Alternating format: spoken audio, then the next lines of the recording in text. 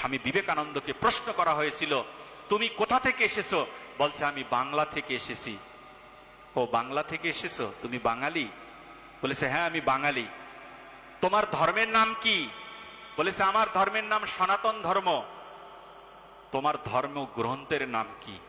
স্বামী বিবেকানন্দ গর্জে ওঠে সেই শিকাগো শহরের মধ্যে বলেছিলেন, আমার সনাতন ধর্মের গ্রন্থের নাম হচ্ছে শ্রীমদ্ ভগবত গীতা।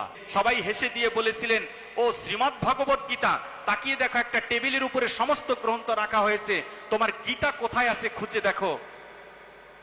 স্বামী বিবেকানন্দ তাকিয়ে দেখলেন একটা টেবিলের মধ্যে ত্রিপিটক, বাইবেল, আরো বিভিন্ন বিভিন্ন গ্রন্থ এখানে রাখা হয়েছে, কিন্তু সবার নিচে গীতাকে অপমান করার জন্যে, গীতাকে ছোট করার জন্যে সকলের নিচে রেখে দিয়েছিল।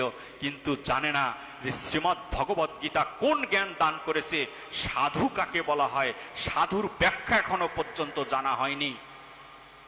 আজকে সাধু স্বামী বিবেকানন্দ বলছেন যে এখানেও আপনারা প্রমাণ করে দিলেন গীতা শ্রেষ্ঠ। বলেছে কিভাবে? বলেছে, যিনি সকলের ভার বহন করতে পারে তাকে বলা হয় শ্রীমদ্ ভগবত গীতা। আজকে আপনার এই আসরেও প্রমাণ হয়ে গেল, সকলের ভার যিনি বহন করছেন এখনো বসে বসে, তার নামেই হচ্ছে শ্রীমদ্ ভগবত গীতা।